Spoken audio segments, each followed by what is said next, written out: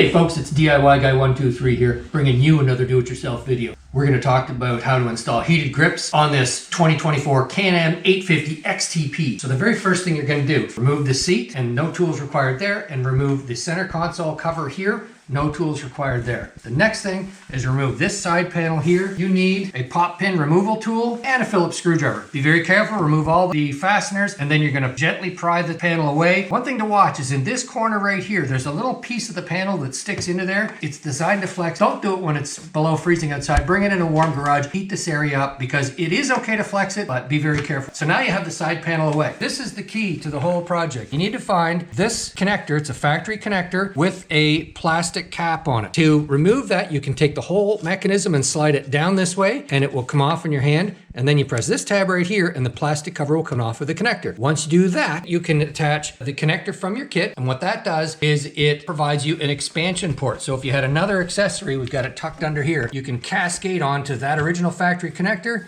with the new connector hooking in another type of appliance. Next, you're up at the dash area. There are 4 screws that have to come out to remove this cover. Older Can-Ams, you can just pull the whole dash without removing screws, but this one, the screws have to come out. So that gives you this cover. Then you can pop the dash out and remove the electrical connector here, and that takes care of these 2 components. You can do the job without removing this, but it is easier to remove this piece right here. There are no tools required, but there are little tabs that flex out of the way, and you can pop that up. And now you're looking at this open area. We've tucked the wiring up here, tucked it up here, routed it behind the shifter, and now it comes back up into this dash area. If you look at the heated thumb warmer, in order to install the heated thumb warmer and the heated grips, the first thing you do is remove the protector here by pulling out the bolt, and there's another nut and bolt you loosen here, and that will remove this brush guard. Next, loosen the bolts that hold the kill switch and the horn and the start switch and all of the accessories. Here, you need to move these accessories inward towards the center of the handlebars. That exposes all of the grip. Right now, there's a bit of the grip hidden under there, but you need that all exposed. You can use a construction knife and just cut the grip and then clean the adhesive off. Then you install your new heated grips. There is a hex lock bolt right on the bottom that locks the heated grips in place, and reverse the process to reattach this equipment in place.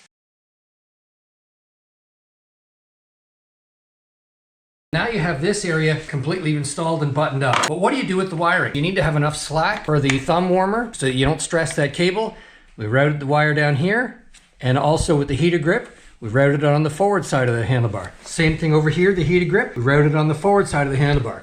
That brings all of the wiring to this one area. With the kit, you have 1, 2, 3 connectors that go to those thumb warmer and the 2 heated grips. And then this control box right here and associated wiring comes down to this area right here and mates up with the wiring harness. So here we are with key on, ignition on, and you'll notice no symbols where my finger and my thumb are. But when we engage the heated hand grips, look at that right here, we have a heated hand grip symbol and a heated thumb lever symbol. And also, if you notice on the sides, this shows the strength or the temperature setting, low, medium, warmer, and there's high. And that happens on both sides for the hand grip and the heated thumb warmer. And when you power the bike off, the heated hand grips stop working, which is great because it saves your battery. And when you power the bike on, it remembers the last setting that you used. So that's how easy it is to install heated hand grips on a Can-Am 850. Remember, you too can do it yourself.